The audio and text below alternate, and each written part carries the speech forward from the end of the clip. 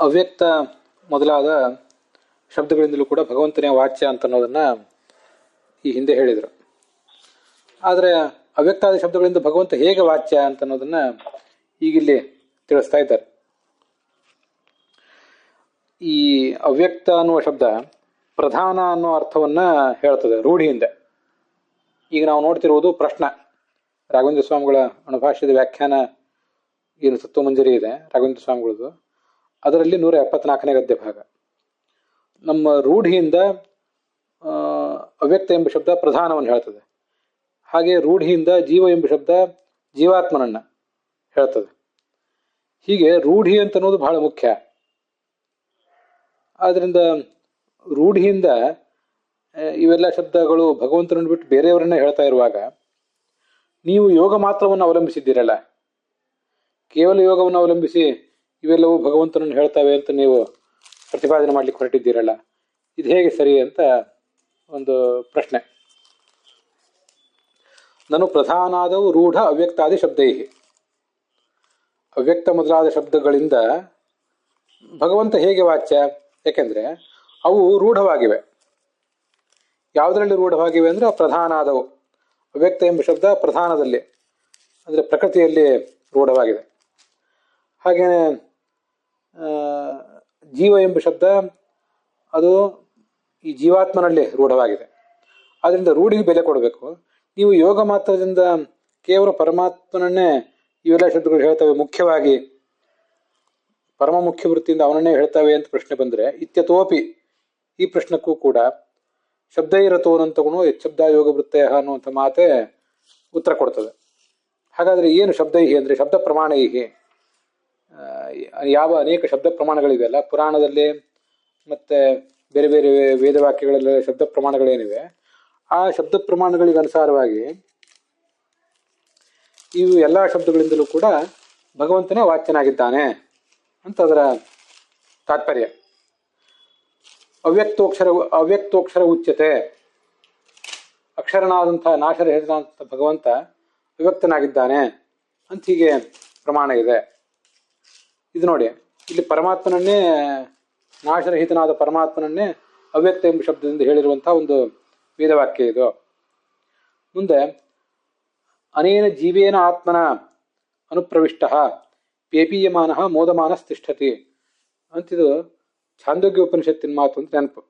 ಇಲ್ಲಿ ಅದು ಎಲ್ಲೇ ಬಂದಿರಲಿ, ಈ ಜೀವ ಅನ್ನುವುದೇನಿದೆಯಲ್ಲ, ಜೀವಾತ್ಮ ಅಥವಾ ಅದರ ಒಂದು ಪ್ರಭೇದವಾದಂಥ ವೃಕ್ಷ ಮೊದಲಾದದ್ದು, ವೃಕ್ಷ ಲತೆ ಮೊದಲಾದದ್ದೇನಿದೆಯಲ್ಲ, ಇವೆಲ್ಲ ಏನಾಗಿವೆ ಅಂದ್ರೆ ಅನೇನ ಜೀವೇನ ಆತ್ಮನ,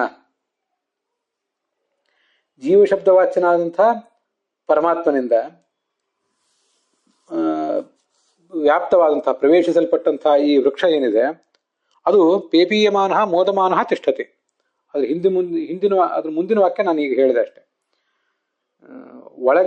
ಇದರೊಳಗೆ ಆ ಪರಮಾತ್ಮ ಇದ್ರೆ ಮಾತ್ರ ಇದು ಯಾರು ಅದಕ್ಕೆ ನೀರು ಹಾಕಿದ್ರೆ ನೀರು ಕುಡಿತದೆ. ಮೋದಮಾನ ಸಂತೋಷದಿಂದ ಅದು ಬದುಕ್ತದೆ. ಪೇಪೀಯಮಾನ ಮೋದಮಾನ ತಿಷ್ಠತಿ ಅಂತ ಬಂದಿದೆ. ಅಲ್ಲಿ ಜೀವ ಅಂತ ಹೀಗೆ ಪರಮಾತ್ಮನನ್ನು ವರ್ಣನೆ ಮಾಡಿದ್ದಾರೆ. ಅಲ್ಲೇ ಒಂದು ವ್ಯಾಖ್ಯಾನದಲ್ಲಿ ಎಲ್ಲೋ ತತ್ವ ನಿರ್ಣಯದಲ್ಲಿ ಅದು ಬಂದಿದೆ, ಜೀವ ಇತಿ ಭಗವತೋ ಅನಿರುದ್ಧಸ್ಯಾಖ್ಯ ಅಂತ. ಅನಿರುದ್ಧ ರೂಪಿಯಾದ ಭಗವಂತನಿಗೆ ಜೀವ ಅಂತ ಹೆಸರು ಅಂತ ಅಲ್ಲಿ ವರ್ಣನೆ ಬಂದಿದೆ. ಆದ್ರಿಂದ ಜೀವ ಎಂಬ ಶಬ್ದದಿಂದಲೂ ಕೂಡ ಭಗವಂತನೇ ವಾಚ್ಯನಾಗ್ತಾನೆ ಅಂತ ನಾವು ತಿಳ್ಕೊಳ್ಬೇಕು. ಈ ಜೀವ ಎಂಬ ಶಬ್ದ ಅನಿರುದ್ಧನನ್ನು ಹೇಗೆ ಹೇಳ್ತದೆ, ಇನ್ನೊಂದು ಕಡೆ ಹೇಳಿದ್ದೆ, ಇನ್ನೊಂದ್ಸರಿ ಅದರ ಅನುಸಂಧಾನ ಮಾಡ್ಕೊಳ್ಳೋಣ ನಾವು. ಈ ಜೀವ ಅಂದರೆ ಜೀವಯತಿ ಇತಿ ಜೀವ, ನಮ್ಮೆಲ್ಲರನ್ನೂ ಅವನು ಬದುಕಿಸಿದ್ದಾನೆ ಪರಮಾತ್ಮ. ಆದ್ರಿಂದ ಅವನನ್ನೇ ನಾವು ಜೀವ ಅಂತ ಹೇಳಬೇಕು. ಮತ್ತೆ ಅನಿರುದ್ಧ ಅಂದ್ರೂ ನಮ್ಮೆಲ್ಲರನ್ನು ಬದುಕಿಸುವುದೇ. ಸ್ಥಿತ್ಯೈ ಪುನಸ್ಸ ಭಗವಾನ್ ಅನಿರುದ್ಧ ನಾಮ ಅಂತ ಶಾಸ್ತ್ರದಲ್ಲಿ ಬಂದಿದೆ. ನಮ್ಮೆಲ್ಲರ ಸ್ಥಿತಿ ನಡೆಯುವುದು ಅವನಿಂದ. ಪ್ರದ್ಯುಮ್ನಿಂದ ಸೃಷ್ಟಿ ನಡೆಯುವುದು, ಸಂಕರ್ಷಣನಿಂದ ನಾಶ ನಡೆಯುವುದು, ಮತ್ತೆ ಸ್ಥಿತಿ ನಡೆಯುವುದು, ನಮ್ಮ ಜೀವನ ನಡೆಯುವುದು, ಪಾಲನ ನಡೆಯುವುದೇನಿದೆ ಅದು ಅನಿರುದ್ಧ ರೂಪಿಯಾದ ಭಗವಂತನಿಂದ. ಆದ್ರಿಂದ ಅವನಿಗೆ ಅನಿರುದ್ಧ ರೂಪಿಯಾದಂತಹ ಭಗವಂತನಿಗೆ ಈ ರೀತಿಯಾಗಿ ಜೀವ ಅಂತ ಹೆಸರಿದೆ ಅನ್ನೋದನ್ನ ನಾವು ತಿಳಿದುಕೊಳ್ಬೇಕು. ಮತ್ತೆ ಜೀವೋ ವಿನಯಿತ ಸಾಕ್ಷಿ ಅಂತ ವಿಷ್ಣು ಸಹಸ್ರನಾಮದಲ್ಲಿದೆ. ಇದು ನೋಡಿ, ಕೆಲವು ಇವೆಲ್ಲ ವೇದ ವಾಕ್ಯಗಳು, ಇನ್ನು ಕೆಲವು ಪುರಾಣ ವಾಕ್ಯಗಳು. ನಾಮಾನಿ ಸರ್ವಾಣಿ ಯಮಾವಿಶಂತಿ, ಯಾವ ಭಗವಂತನನ್ನು ಎಲ್ಲಾ ನಾಮಗಳು ಕೂಡ ಪ್ರವೇಶ ಮಾಡ್ತವೆ ಅಂತ ಹೀಗೆ ಅದು ವರ್ಣನೆ ಮಾಡಿದೆ. ಎಲ್ಲ ನಾಮಗಳು ಅಂದ್ರೆ ಜೀವ ಅನ್ನೋ ನಾಮವು, ಬದ್ಧ ಅನ್ನೋ ನಾಮ, ಎಲ್ಲ ನಾಮಗಳು ಕೂಡ ಭಗವಂತನನ್ನು ಹೇಳ್ತವೆ ಅಂತ ಅರ್ಥ. ಇತ್ಯಾದಿ ಇವೇ ಶಬ್ದಗಳು. ಇತ್ಯಾದಿ ಶಬ್ದೈಹಿ ಅಂತಿದೆ ನೋಡಿ, ಇತ್ಯಾದಿ ಶಬ್ದೈಹಿ. ಅದೇ ವಾಕ್ಯದಲ್ಲಿ, ಈ ಪ್ಯಾರಾಗ್ರಾಫ್ನಲ್ಲಿ ಕೊನೆಗಿಂತ ಹಿಂದಿನ ವಾಕ್ಯದಲ್ಲಿ ಬೋಧಕ ಶಬ್ದೈಹಿ ಅಂತಿದೆಯಲ್ಲ, ಇತ್ಯಾದಿ ಶಬ್ದೈಹಿ ಅಂತ ಅಲ್ಲಿಗೆ ಅನ್ವಯ ಮಾಡ್ಕೋಬೇಕು. ಅವೆಂಥ ಶಬ್ದಗಳು ಅಂದ್ರೆ ವಿಷ್ಣಾವ್ ಅವ್ಯಕ್ತಾದಿ ಪ್ರಯೋಗ ಬಾಹುಲ್ಯ ರೂಪ ರೂಢಿ ಪ್ರದರ್ಶಕೈಹಿ. ಈಗ ನಿಮ್ಮ ದೃಷ್ಟಿಯಿಂದ ಅದು ಏನನ್ನು ವರ್ಣನೆ ಮಾಡ್ತದೆ ಅಂತ ಅನ್ನೋದನ್ನ ನೀವು ಆಲೋಚನೆ ಮಾಡಬೇಡಿ.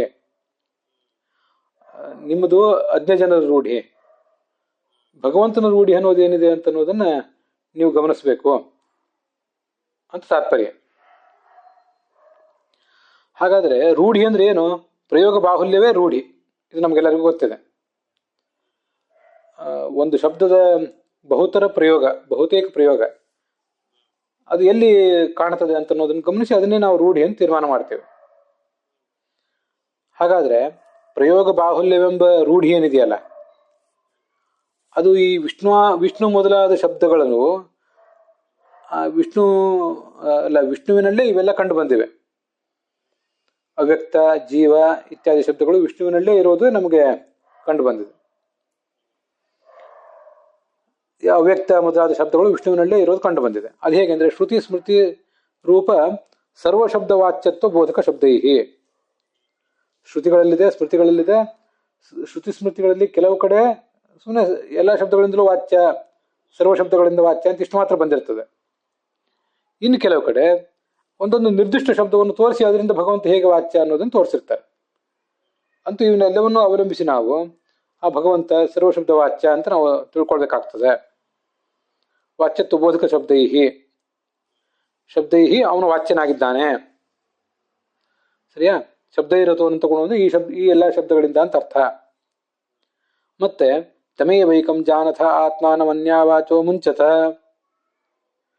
ಅಂತ ಇಲ್ಲೂ ಕೂಡ ಇದು ಕಂಡು ಬಂದಿದೆ. ಎಲ್ಲರೂ ಕೂಡ ತಮೇಯ ವೈಕಂ ಜಾನಥ, ಆ ಒಬ್ಬ ಆತ್ಮನನ್ನೇ ತಿಳಿಯಿರಿ, ಆ ಪರಮಾತ್ಮನನ್ನೇ ತಿಳಿಯಿರಿ ನೀವೆಲ್ಲರೂ ಕೂಡ, ಬೇರೆ ಯಾರನ್ನೂ ತಿಳಿಬೇಡ್ರಿ ಅಂತ ಉಳಿದ ಮಾತುಗಳನ್ನೆಲ್ಲ ತೆಗೆದುಹಾಕಿ ಅಂತ ವರ್ಣನೆ ಮಾಡಿದ್ದಾರೆ. ಆದ್ರಿಂದ ಮೋಕ್ಷಕ್ಕಾಗಿ ತಿಳಿಯಲ್ಪಡುವಂತಹ ಪ್ರಧಾನ ವಸ್ತು ಅವನೇ ಆಗಿದ್ದಾನೆ. ವಿಷ್ಣುರೇವ ಮೋಕ್ಷಾರ್ಥಂ ಜ್ಞೇಯತ್ವ ಬೋಧಕ ಶಬ್ದೈಹಿ. ವಿಷ್ಣುವಿಗೆ ವಾಚಕವಾದ ಅನೇಕ ಶಬ್ದಗಳಿಂದ ಅವನು ವಾಚ್ಯನಾಗಿರುವುದು ಮಾತ್ರ ಅಲ್ಲ, ಮೋಕ್ಷಕ್ಕಾಗಿ ಕೂಡ ಅವನೇ ತಿಳಿಯಲ್ಪಟ್ಟಿದ್ದಾನೆ, ಅವನನ್ನೇ ತಿಳಿಯಬೇಕು ಅಂತ ವರ್ಣನೆ ಮಾಡಿದ್ದಾರೆ. ಈ ಎಲ್ಲಾ ಶಬ್ದಗಳಿಂದ ಭಗವಂತ ವಾಚ್ಯನಾಗಿರುವುದರಿಂದ, ಅವನನ್ನೇ ನಾವು ಪ್ರಧಾನವಾಗಿ ತಿಳಿಯಬೇಕಾಗಿರುವುದರಿಂದ ಅವ್ಯಕ್ತ ಜೀವ ಶಬ್ದಗಳಿಂದಲೂ ಅವನೇ ವಾಚ್ಯನಾಗಿದ್ದಾನೆ ಅಂತ ಅರ್ಥ. ಅಲ್ಲಿಗೆ ಈ ಭಾಗ ಸಮಾಪ್ತವಾಗಿದೆ.